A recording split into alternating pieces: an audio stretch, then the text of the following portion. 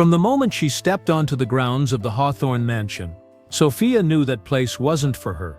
She didn't need the crooked glances of the old staff or the hushed whispers as she walked through the halls.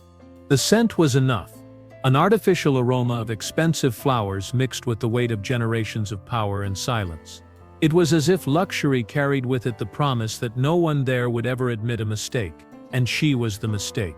The florist hired in a hurry to prepare the gala's floral arrangements. From a neighborhood where hands knew more about soil than etiquette. A simple young woman, motherless, raised by her grandmother, with an ever-attentive gaze and a discreet posture, like someone who learned early that being invisible was safer.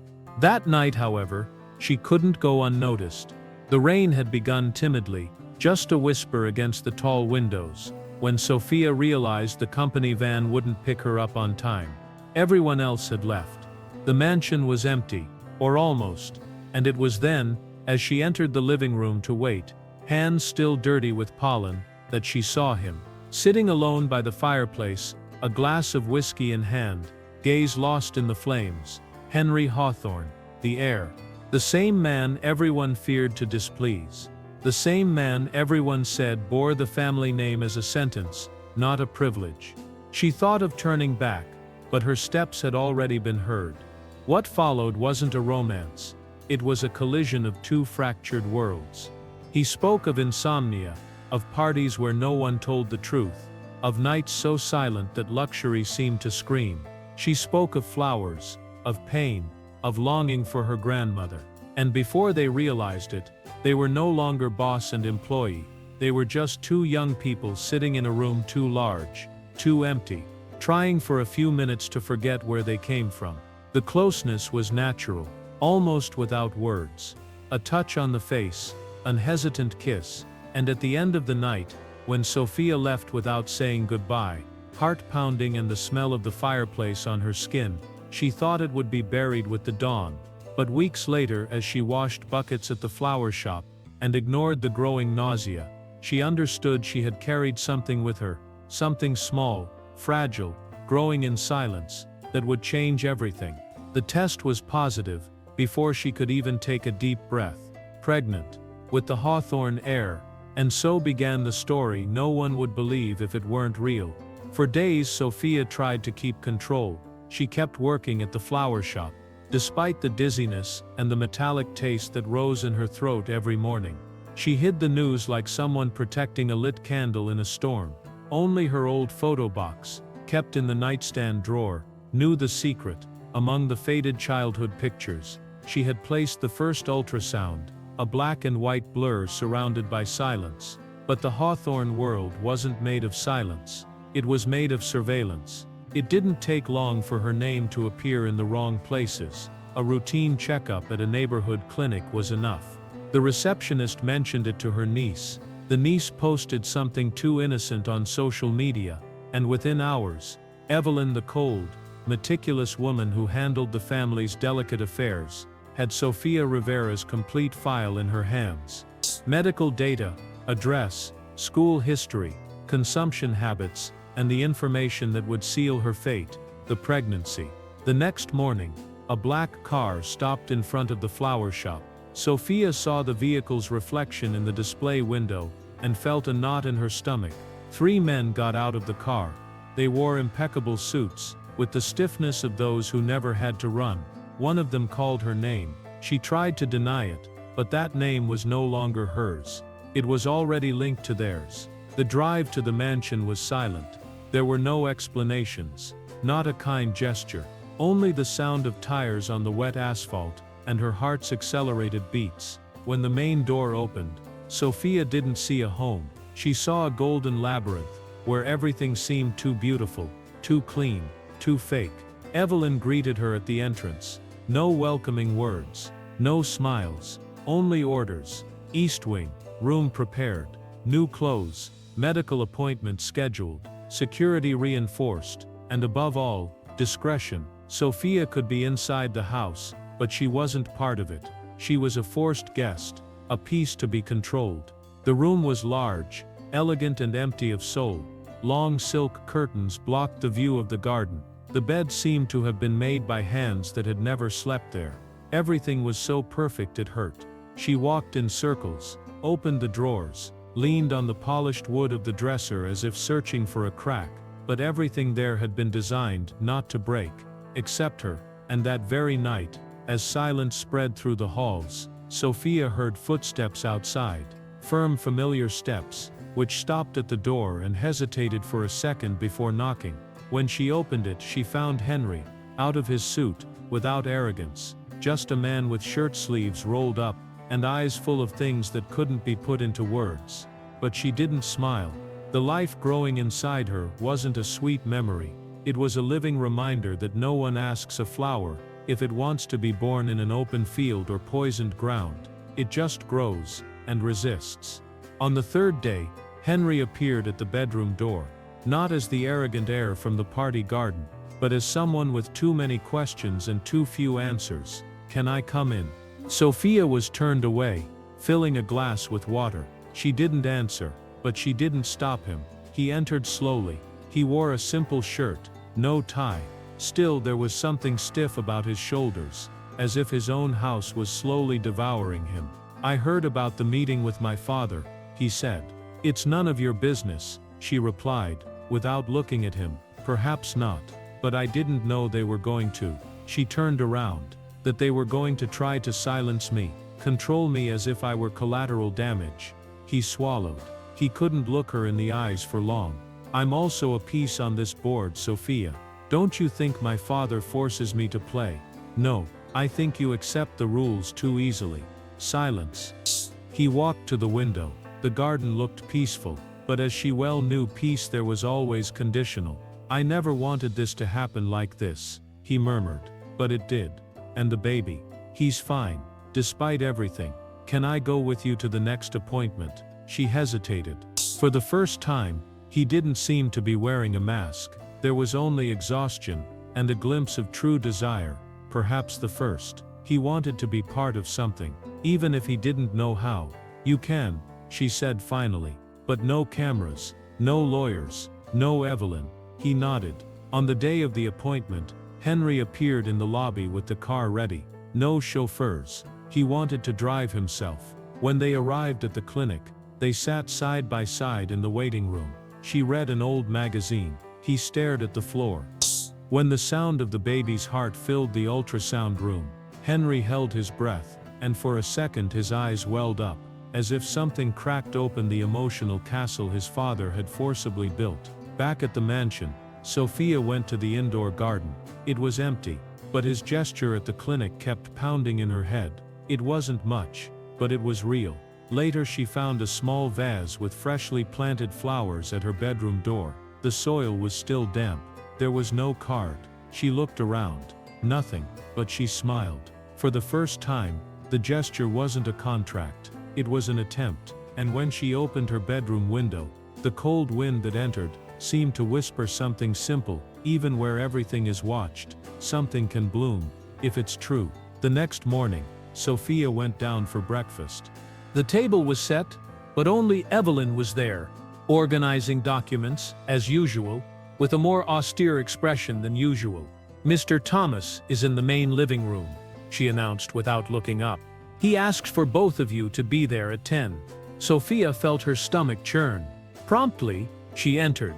The living room was enveloped in an almost ceremonial air, centuries-old carpets, giant portraits, and in the center, Thomas Hawthorne, in a dark suit, carved wooden cane, and sharp gaze. Henry was already there, standing, motionless. "Miss Rivera," Thomas said in a low, threatening voice, "it seems we need to set some boundaries." Sofia didn't respond. She kept her chin high. "My son," he continued, looking at Henry as one looks at an employee, "has shown emotional involvement. It's understandable. Youth is foolish, but this baby will not change the structure of a family that has taken generations to consolidate." Henry frowned. "Father." "Silence," Thomas said, not raising his voice, but with a force that chilled the air. "You've done enough. Now let's handle this elegantly." Sofia took a step forward. "If you want to threaten me, look me in the eye, and be clear that I am not a mistake that can be erased with a bank transfer." Thomas stared at her for long seconds. "You have more courage than common sense," he said. "A dangerous combination. And you have too much power to remember that you are also human." He smiled, a soulless smile. "I like your insolence. It will be easier to crush you later." Henry stepped between the two. "Enough. If we're going to talk about corrections, correct yourself. Because the shame of this house is not the baby. It's the fear you spread." The silence that followed was absolute. Evelyn slowly closed the folder. No one moved. Thomas stood up, leaning on his cane. "From today on you are alone, Henry, and everything that comes with that choice will be your responsibility." He left. Sofia didn't move. Henry turned to her. "Are you okay?" She nodded slowly. "No, but I'll stay." Later they were in the garden. She watered small plants, distracted. Henry sat on the wooden bench she herself had sanded and painted weeks earlier. "I hadn't planned to defend you like that," he said. "But I couldn't bear to see him erase everything you are." She stopped, looked at him, for the first time without anger. "I don't need a hero. I need someone who doesn't run away when things get tough. What if I stay?" She thought about it. Then she approached, handed him the watering can. "Then start by learning to care. It's the hardest part." He took the watering can with both hands. And there, among new seeds and old fears, something different began. Still fragile, but alive. That night, the mansion seemed asleep.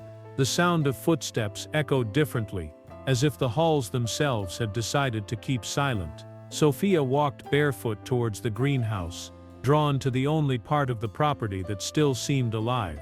The flowers that survived the last pruning were closed. Still, there was something there that made her breathe better. Perhaps it was the smell of the earth, or the memory of her grandmother's hands, always dirty with fertilizer. She sat on the cold stone floor, hugged her knees. Her belly was beginning to weigh her down, and with it, doubt. "I can't imagine that child growing up in a place like this," she whispered to herself. "Then let's change places." The voice came from behind. "Henry." Sofia turned her face. He was at the greenhouse door, a blanket over his shoulders, and a cup in his hand. "I don't like tea," she said, with a half smile.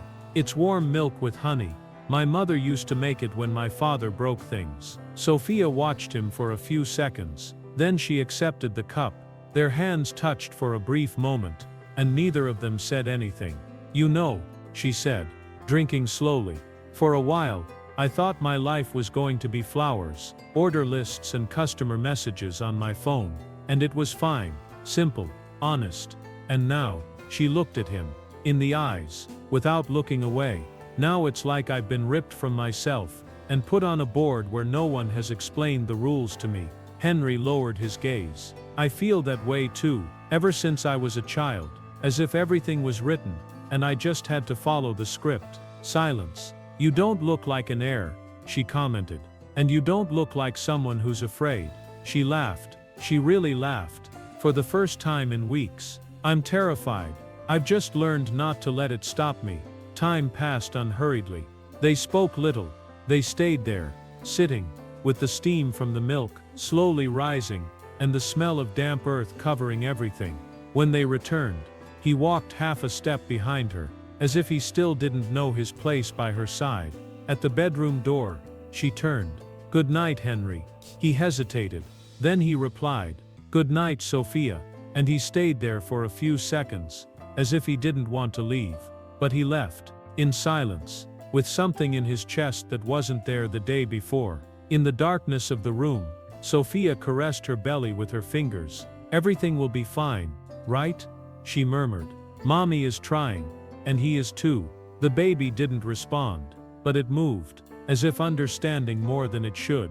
2 days later, Evelyn appeared in the room, with an invitation that wasn't one. She wore her usual beige jacket, a folder in her hands, and the neutral gaze of someone already accustomed to bad news. "Mr. Thomas wants to see you both," she announced. "Right now." Sofia raised an eyebrow.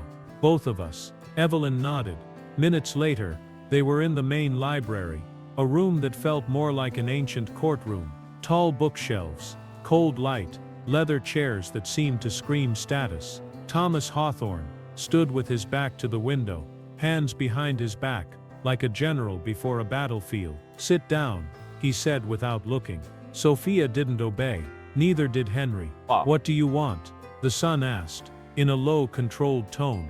The father turned, his face stern, but firm as a rock. "The press is sniffing around. There are reporters in front of your mother's flower shop, drones flying over the property. This has to end." Sofia crossed her arms. "And what exactly do you suggest?" He opened a folder and pushed a contract, already signed by lawyers. Across the table, there was a guardianship proposal, a definition of name, surname, inheritance, all carefully calculated. The child's name will be Gregory Thomas Hawthorne. He will be educated in Switzerland, far from the emotional instability of you two. The announcement will be made this week, and in return, we will guarantee both of you security and stability. Sofia was silent for a moment. Then she took a step forward. "His name will be Gabriel, and he will not be educated in a country where they don't even speak the language I sing to him to sleep." "Don't be foolish," Thomas interrupted her. "You've been very lucky to get pregnant with a Hawthorne." "Don't dare spit in the plate!" It was Henry who exploded. "Enough!" His voice echoed among the bookshelves. "You speak as if I were a title, not a person, as if she were trash, and as if that baby were just a continuation of your empire." Thomas stared at him. "You are weak. You always have been." "No, I just want to avoid being like you." Sofia moved closer to Henry. They stood side by side. "If you want to take this matter to court," she said with a firm voice, "we'll see each other there, with the name he will proudly bear, Gabriel Rivera." Thomas didn't reply. He just turned his back on them, as if he had already mentally erased them. As they left, Henry took her hand. For the first time, it wasn't by instinct, it was by decision. "I won't let him turn our son into a pawn," he said. Sofia took a deep breath. Her heart was still pounding. "Then we'll have to be stronger than him." That night, as Gabriel kicked inside her as if feeling everything, Sofia wrote his name in a small blue notebook. Gabriel. Son of no one, but the love that dared to resist. Whoa! The next morning, the mansion seemed quieter than usual, but it was the kind of silence that precedes a storm. Sofia woke up to the insistent sound of her cell phone. Unknown number. She answered on impulse. "Miss Rivera, we're calling from the New York Tribune. We'd like to know if it's true that you're claiming rights to the Hawthorne inheritance through your child." She hung up without answering. Immediately after, another call, and then another. In less than half an hour, her inbox was full of notifications, messages, interview requests, paparazzi at the door. The news had leaked. Sofia went down to the cafeteria with a pale face. Henry was there, reading the newspapers. On the front page of all of them, "Florist demands status for Hawthorne bastard son." She picked up one of the newspapers. Her hands trembled. "This is war," he said, "and we know who started it." Thomas, the old man, had leaked everything. He had twisted the facts. He had turned her pregnancy into a scandal, and her into a stereotype. The simple woman who seduces an heir for convenience. "I can't go out," she murmured. "My flower shop has become a target for comments. They're publishing photos of me from when I was a teenager, saying I always wanted to climb the social ladder." Henry stood up, furious. This isn't going to stand. But Sofia already knew. It was no longer about winning or losing. Whoa! It was about surviving, and keeping Gabriel out of the clutches of that cruel system.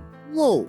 In the following weeks, Henry tried to control the damage. He called lawyers, issued official statements, demanded retractions. But it was like fighting the tide. Whoa! The Hawthorne name was a current that swept everything along with it. Meanwhile, Sofia took refuge in the garden. Whoa! She planted, she watered, she tried to make the earth a place where nothing could be contaminated. Whoa! One day, she found a brown envelope under her door. No sender. Inside, photos of her, alone, at different times, places, Whoa! angles. She was being followed. Henry arrived shortly after, and saw her holding the photos, her hands trembling. It's not just about the name anymore, she whispered. No. It's about destroying anyone who dared to say no. He put his arm around her shoulders. We're going to get out of here. Leave this house. This name. No. This game. She looked at him, like someone holding a thin rope over an abyss. What if they destroy us from the outside too? Then we'll rebuild from scratch. No. And that night, while the press formed a security cordon outside, and the staff whispered in the halls, Sofia made a decision. No. She wouldn't flee. She wouldn't hide. If the world wanted to see her fall, it would also see the moment she rose. The weather grew colder. The flowers in Sofia's garden resisted as best they could, but the strong winds announced a change. No. One Saturday morning, Henry received a letter directly from Montclair Clinic, where Sofia received prenatal care. It was a sealed envelope, discreet. No.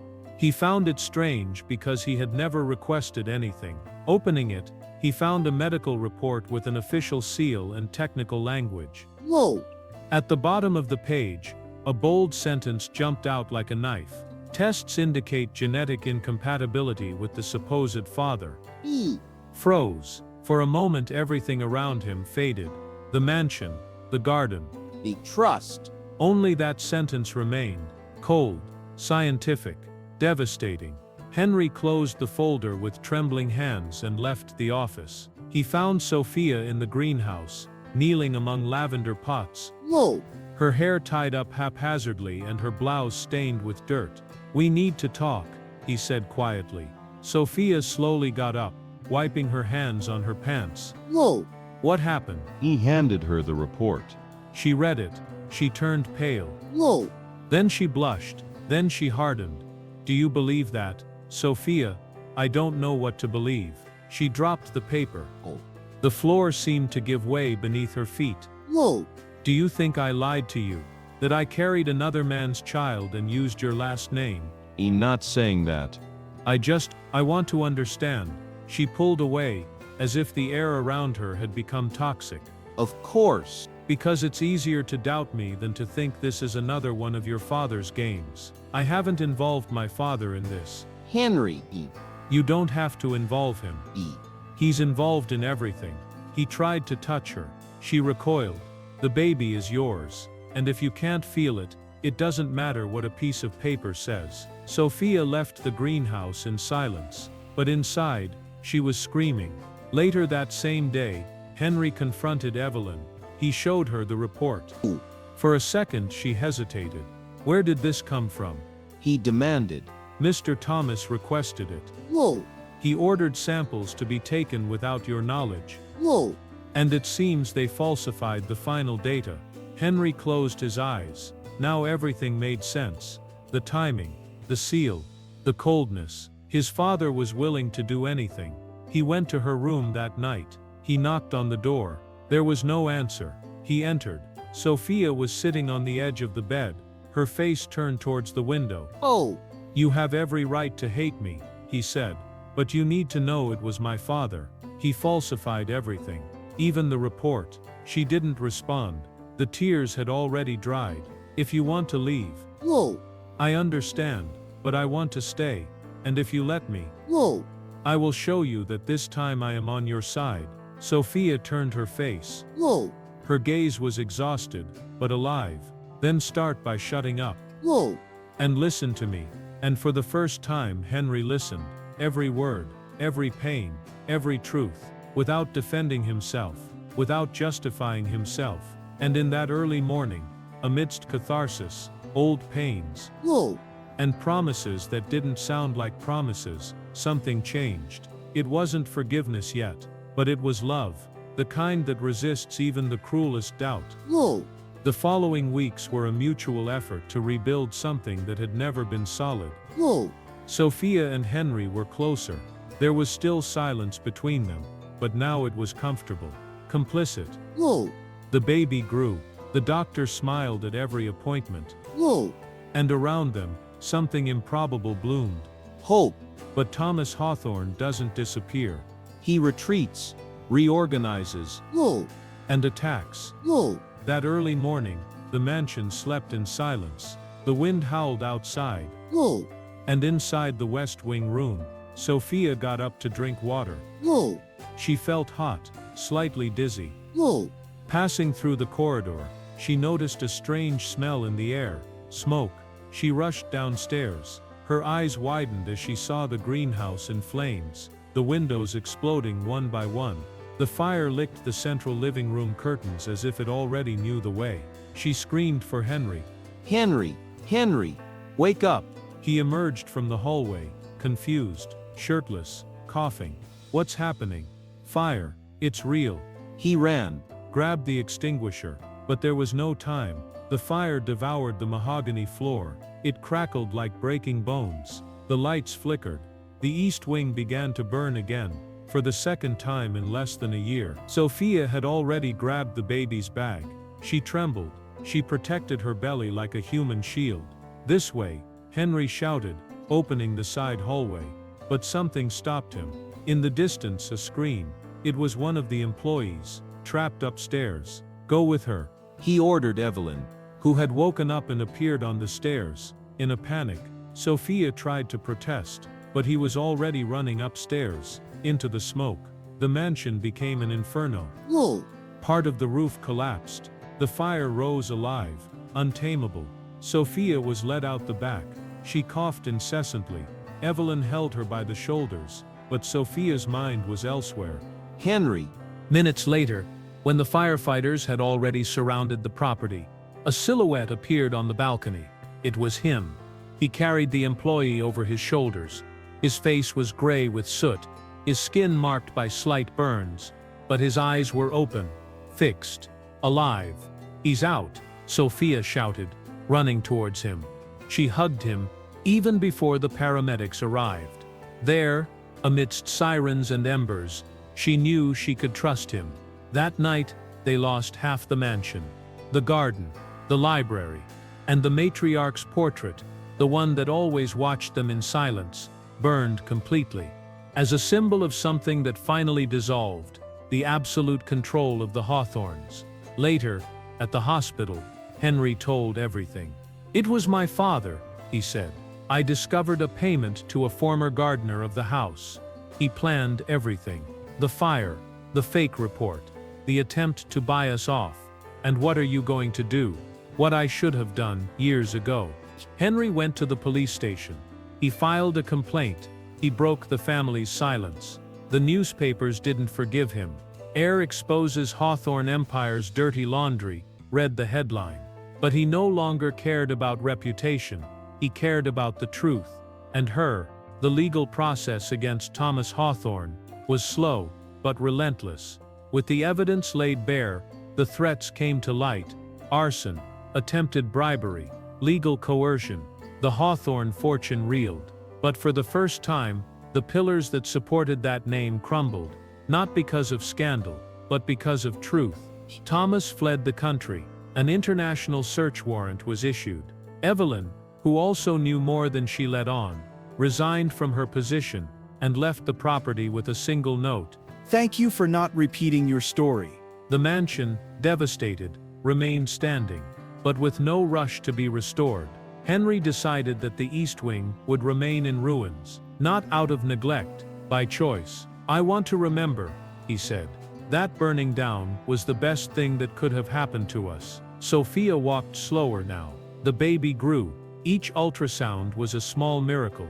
The initial pain turned into tenderness, caution, plans made with pencil and faith. With the help of old employees and friends, Henry transformed part of the gardens into a community space. They built benches from burnt wood remnants, created vegetable gardens open to the neighborhood, and in the brightest spot on the property, planted a small, crooked but firm oak tree. Like them, Sofia began teaching gardening classes to the community children. Each plant was a lesson in resilience, each seed a reminder that something broken can bloom if nurtured with love. She no longer used the name Rivera as a shield, and she didn't accept the name Hawthorne as an obligation. She was just Sofia, and that was enough. The morning the baby was born, the sky was clear.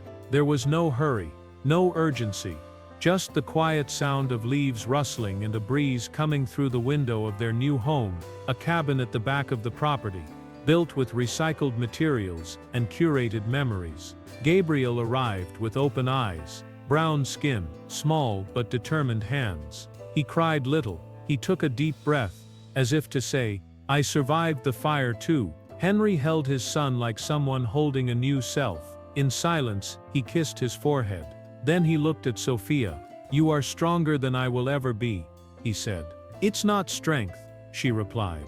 "It's love without choice." The following week, they organized a small gathering in the new garden. Friends, neighbors, children running among the plants. And at the center of it all, the oak tree. At its base, a simple wooden plaque with hand-carved letters. "Some families are not born. They are planted, and they resist." Henry held Gabriel in his arms. Sofia stood beside him, her hands touching the oak's freshly sprouted leaves. "I'm still afraid," he said softly. "Me too. And yet we stay." She rested her head on his shoulder. The sun was slowly setting, and that evening, nothing seemed artificial, nor fragile, nor about to end. They weren't perfect, but finally they were real, and that, after all, was enough.